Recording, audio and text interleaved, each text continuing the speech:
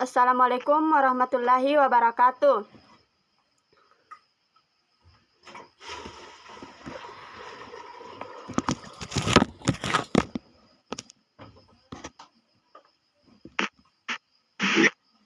Waalaikumsalam warahmatullahi wabarakatuh.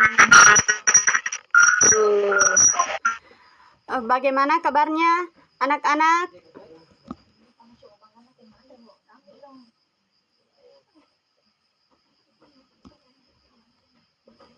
Bagaimana kabarnya?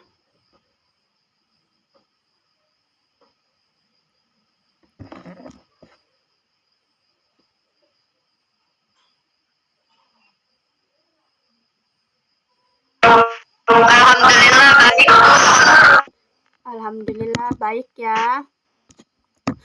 Oke, sebelum kita memulai pelajaran hari ini, apakah anak-anak sudah siap untuk mengikuti pelajaran?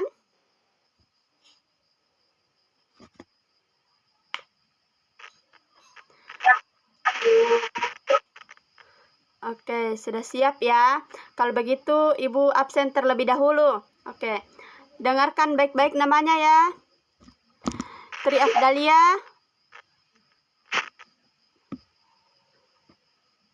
Hadir, Bu. Rizka. Hadir, Bu. Nawati.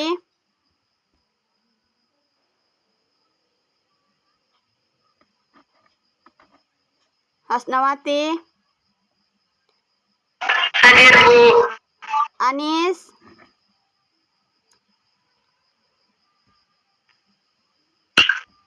Hadir, Bu. Hadir ya. Oke, jadi semuanya hadir ya. Oke. Ya, Bu. Sebelum memulai pelajaran ini dengan baik, karena kita proses pembelajarannya lewat daring, Ibu minta kepada semua anak-anakku agar selama proses pembelajaran agar fokus ya, tidak usah dulu membuka aplikasi-aplikasi yang lain, dan Ibu harap agar kameranya bisa dinyalakan atau diaktifkan. Dipahami?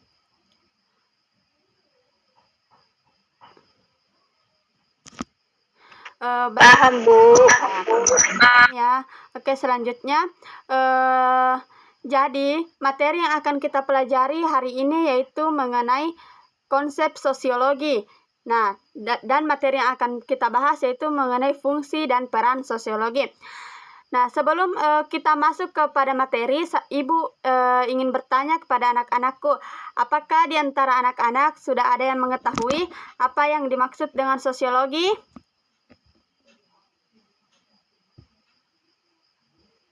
Apakah sudah ada yang... Saya, Bu. Oke, silahkan Tri. Silahkan Tri.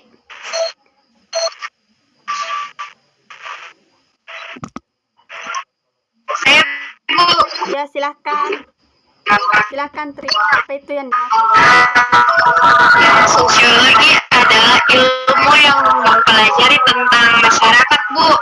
Iya, benar sekali. Jadi, sosiologi adalah ilmu yang mempelajari tentang masyarakat. Oke, jadi di sini akan kita pelajari pertemuan hari ini itu fungsi dan peran sosiologi. Fungsi dan perannya sosiologi dalam mempelajari masyarakat. Oke, sebelum itu Ibu akan memaparkan terlebih dahulu tujuan pembelajaran kita pada hari ini ya. Bisa dilihat. Ibu akan tampilkan dalam bentuk slide ya, tujuan pembelajarannya.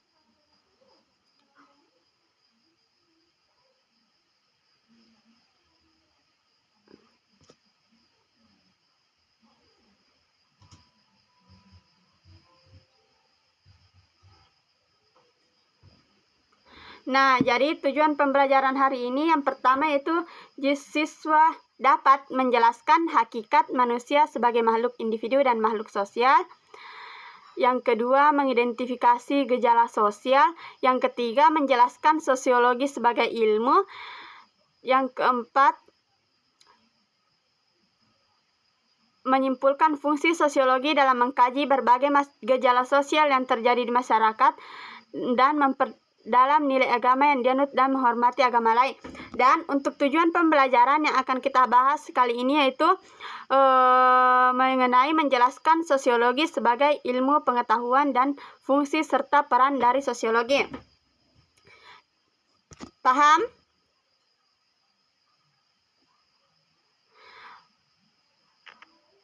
Paham, Bu. Paham, Bu. Oke, begitu.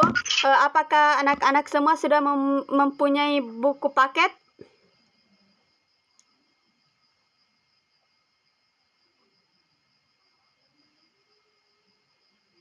Sudah punya buku paket atau belum? Sudah, Bu. Sudah ya, kalau Bu. silahkan anak-anak membaca di situ materi mengenai Sudah, Bu. sosiologi ya, baca di situ, dan apabila ada yang tidak dimengerti agar ditanyakan. Nah, anak-anak menanyakan dan pertanyaan anak-anak itu akan kita bahas atau kita diskusikan. Apakah pertanyaan itu akan dijawab oleh teman-teman kalian sendiri atau dijawab langsung oleh Ibu. Oke, silahkan dibaca. Ibu kasih waktu ya selama 1 menit untuk baca dulu situ.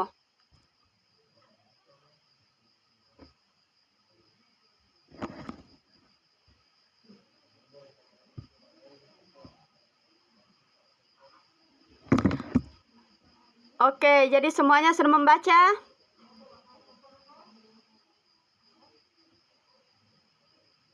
Halo, apa suara Ibu terdengar dengan baik?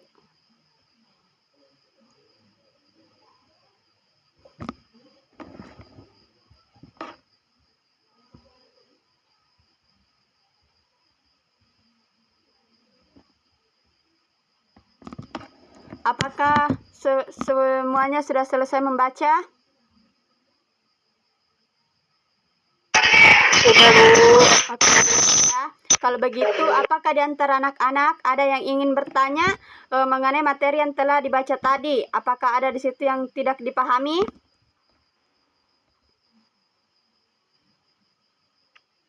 Saya, Bu.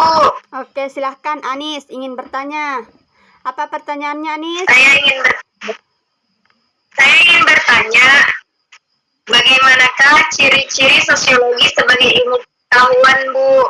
Oke, pertanyaan yang sangat bagus ya. Jadi pertanyaannya Anis itu, bagaimanakah ciri-ciri dari sosiologi sebagai ilmu pengetahuan? Oke, apakah ada lagi yang ingin bertanya?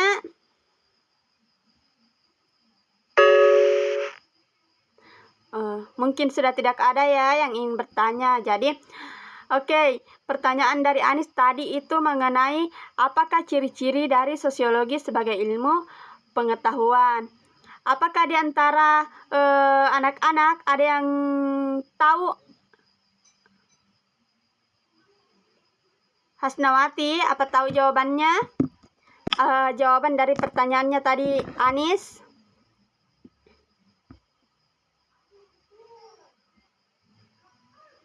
Halo Hasnawati.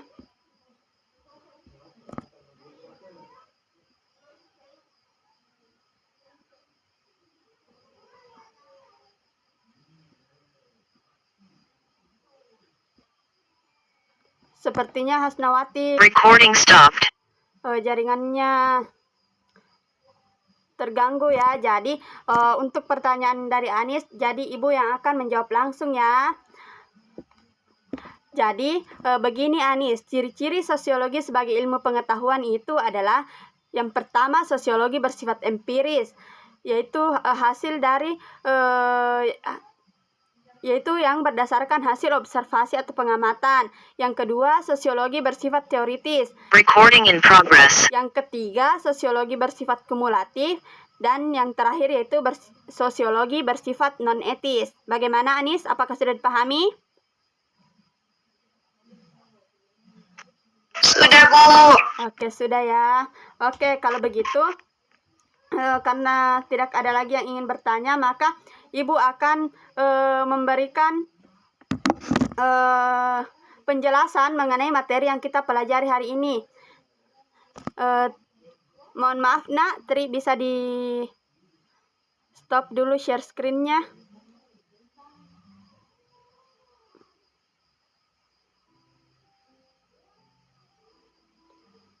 Tri,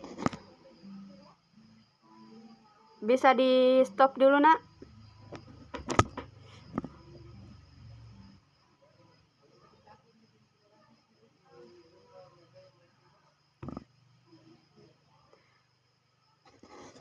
Oke, jadi sekarang Ibu akan memberikan pembahasan materi mengenai fungsi sosiologi sebagai ilmu pengetahuan. Nah, Ibu harap anak-anakku bisa mencatat dan menyimak dengan baik ya materi yang Ibu jelaskan. Didengar dengan baik? Iya, Bu. Oke, jadi yang pertama yaitu istilah sosiologi. Jadi istilah sosiologi berasal dari bahasa Latin dan Yunani. Asal katanya adalah socius dan logos. Socius dalam bahasa Latin berarti kawan, tetapi dalam arti luas berarti masyarakat. Sementara logos dalam bahasa Yunani berarti kata atau berbicara. Dengan demikian, ilmu sosiologi dapat diartikan sebagai ilmu yang mempelajari tentang masyarakat. Kemudian ciri-ciri ya, yang ini tadi ditanyakan oleh Anis ya. Ciri-ciri dari sosiologi sebagai ilmu pengetahuan ada 4. Yang pertama itu sosiologi bersifat empiris, artinya berdasarkan hasil observasi atau pengamatan. Ciri yang kedua yaitu sosiologi bersifat teoritis, artinya sosiologi berusaha menyusun abstraksi dan dari hasil observasi. Yang ketiga yaitu sosiologi bersifat kumulatif. Bersifat kumulatif artinya teori-teori sosiologi dibentuk berdasarkan teori-teori yang sudah ada sebelumnya, dalam arti memperbaiki, memperluas, dan memperhalus teori-teori yang lama. Dan ciri yang keempat atau yang terakhir adalah sosiologi bersifat non-etis, artinya tidak mempersoalkan baik buruk suatu fakta tetapi menjelaskan fakta-fakta tersebut secara analitis. Oke, selanjutnya objek kajian dari sosiologi. Objek kajian sosiologi adalah masyarakat. Kata masyarakat itu sendiri berasal dari bahasa Arab musyarak yang artinya bersama-sama. Dalam mempelajari masyarakat sebagai objek kajian sosiologi, sosiologi memfokuskan studinya pada hal-hal berikut. Yang pertama, hubungan timbal balik antara manusia satu dengan manusia lainnya. Yang kedua, hubungan antara individu dan kelompok. Yang ketiga, hubungan antara kelompok yang satu dan kelompok yang lainnya. Dan yang keempat yaitu proses yang timbul dari hubungan-hubungan tersebut dalam masyarakat. Selanjutnya yaitu peran dan fungsi sosiologi. Peran dan fungsi sosiologi yang pertama yaitu untuk pembangunan. Jadi sosiologi juga berperan dalam pembangunan. Dalam pembangunan, sosiologi berfungsi untuk memberikan data sosial yang diperlukan pada tahap perencanaan, pelaksanaan, maupun penilaian pembangunan. Yang kedua yaitu untuk penelitian. Dengan meneliti akan diperoleh suatu rencana yang menyelesaikan masalah sosial yang baik. Nah, jadi itulah materi yang kita pelajari hari ini. Ibu harap materi yang Ibu jelaskan tadi bisa dimengerti dengan baik. Baik, apakah masih ada yang ingin bertanya? Apakah materi yang Ibu jelaskan kurang dipahami?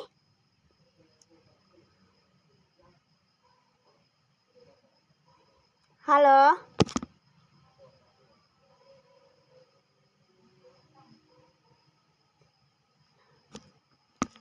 Baik, jadi sepertinya sudah tidak ada lagi yang ingin bertanya. Jadi Ibu harap materi yang Ibu sampaikan ini sudah dimengerti dengan baik ya. Karena waktunya sudah hampir habis, maka pertemuan kali ini cukup sampai di sini. Ibu memohon maaf apabila selama proses belajar mengajar ada kata-kata Ibu yang tidak sesuai atau tidak berkenan di hati para anak-anakku. Cukup sekian pertemuan kali ini. Assalamualaikum warahmatullahi wabarakatuh.